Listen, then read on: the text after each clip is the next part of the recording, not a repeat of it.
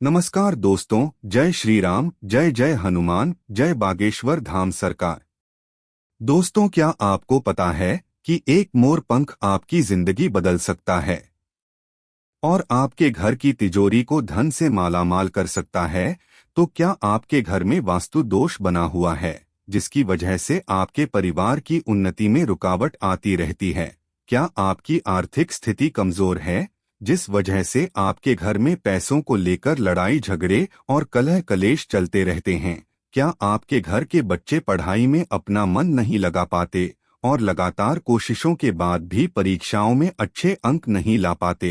साथ ही क्या आपके घर पर शनिदेव की कुदृष्टि बनी रहती है या फिर आपकी कुंडली में राहु केतु का कालसर्प दोष बना हुआ है? तो केवल मोर पंख आपकी इन सभी परेशानियों का हल बन सकता है। गुरुजी का कहना है कि एक मोर पंख आपके जीवन को नई दिशा दे सकता है और अगर आप 3 मोर पंख का एक विशेष उपाय कर लेते हैं तो आपको 7 दिनों में ही धन की प्राप्ति भी हो सकती है। तो क्या आप मोर पंख को अपने घर में रखने के नियम और महत्व के बारे में जानते हैं? क्या आपको पता है कि आखिर मोर पंख किस तरह से आपके जीवन को बदल सकता है?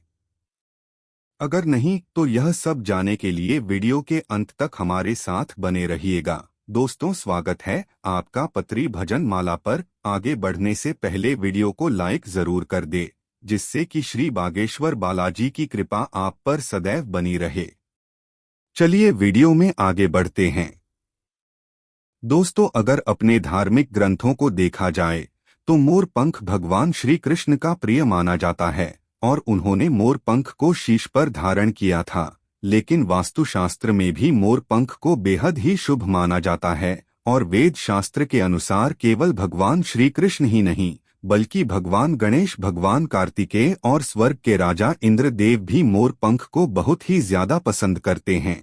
और साथ ही मोर पंख का संबंध माता लक्ष्मी जी और माता सरस्वती जी से भी होता है। तो इसीलिए अगर आप अपने घर में मोर पंख को रखते हैं तो न केवल आपकी धनधान्य में बढ़ोतरी होती है बल्कि आपके घर में कई तरह के वास्तु दोषों का भी अंत हो जाता है।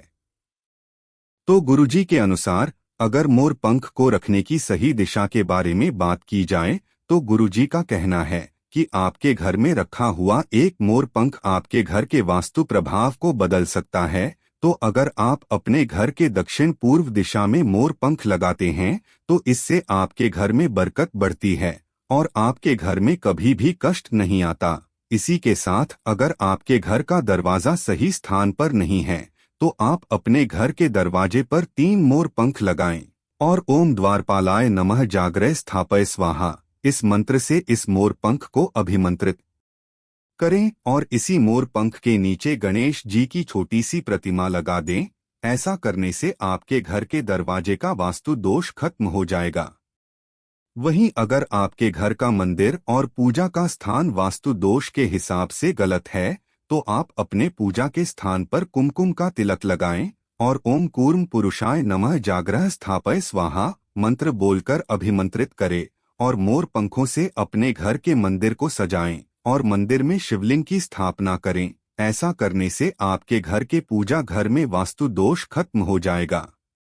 इसी के साथ गुरुजी ने यह भी कहा कि अगर आपके घर में रसोई घर वास्तु के हिसाब से उचित नहीं है तो अपनी रसोई घर में 2 मोर पंख भोजन बनाने वाले स्थान से दूर लगा दें और उन दोनों मोर पंख के नीचे मौली बांधे। साथ ही मोर पंख पर गंगाजल छिड़क कर अन्नपूर्णाय नमः जागृह स्थापय स्वाहा मंत्र से अभिमंत्रित करके इन मोर पंखों को स्थापित कर दें। ऐसा करने से आपके रसोई घर का वास्तु दोष खत्म हो जाएगा।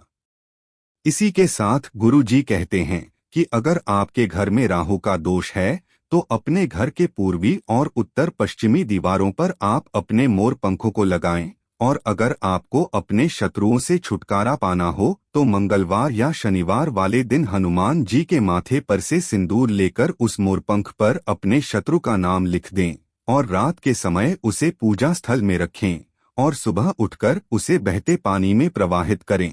ऐसा करने से आपके शत्रु आपसे मित्रता करने लगेंगे।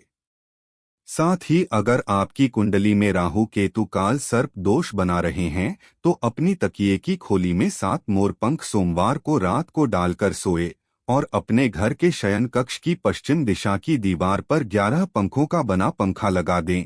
ऐसा करने से राहु केतु के अशुभ प्रभाव कम हो जाएंगे। इसी के साथ गुरुजी कहते हैं कि आप मोरपंख से अपने घर में आई हुई कई मुसीबतों को भी दूर कर सकते हैं।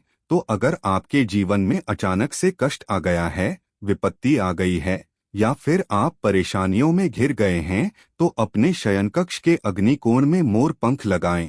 ऐसा करने से आपको सकारात्मक प्रभाव देखने को मिलेंगे।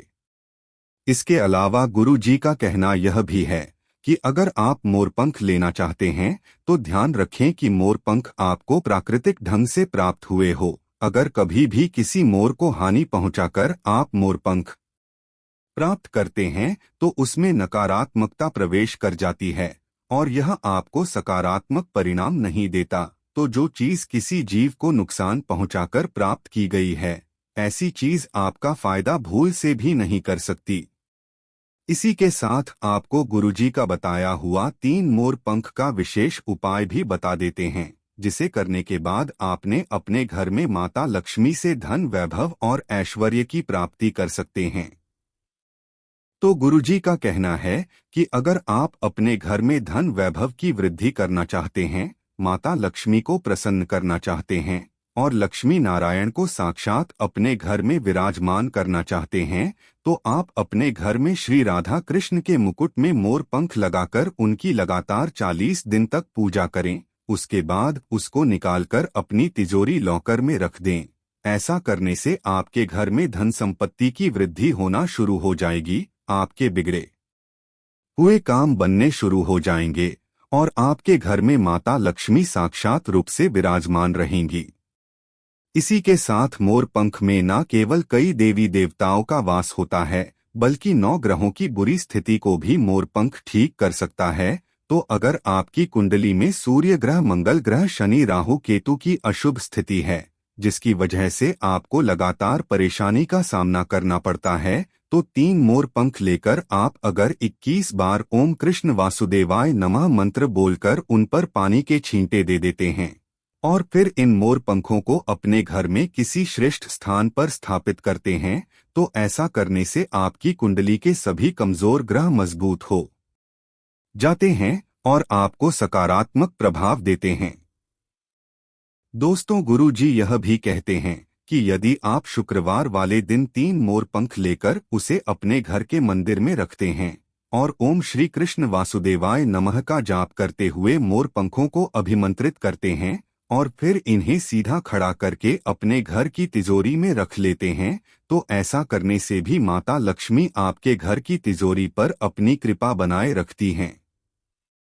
इसके अलावा मोर पंख को घर में लगाने का एक और फायदा देखा जाए तो आपने अक्सर अपने घर के बड़े लोगों से कहते हुए सुना होगा कि अगर घर में ज्यादा छिपकली हो जाती हैं, आपके घर की दीवारों पर मकड़ी, छिपकली जैसे जीव ज्यादा दिखाई देने लगते हैं, तो अपने घर में मोर पंख लगा लो। तो आपको बता देते हैं कि यह बात बिल्कुल सही भी है, क्योंकि आपको जानकर हैरानी होगी कि मोर अक्सर पेड़ पौधे, जंगलों और खेतों में दिखाई देते हैं। वहां पर यह अक्सर सांपों को, कीड़े मकोड़ों को अपना भोजन बनाते हैं। तो अगर आपके घर की दीवार पर मोर पंख रहते हैं तो आपके घर में छिपकली और रेंगने वाले जीव नहीं दिखाई देंगे।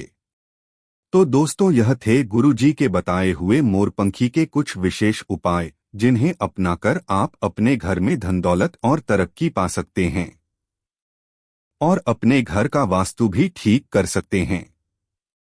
क्या आप बागेश्वर धाम नहीं पहुंच पा रहे हैं? क्या आप अपने घर से ही बागेश्वर धाम मंदिर की अर्जी लगाना चाहते हैं? क्या आप चाहते हैं कि आपको घर बैठे ही गुरुजी की कृपा प्राप्त हो जाए?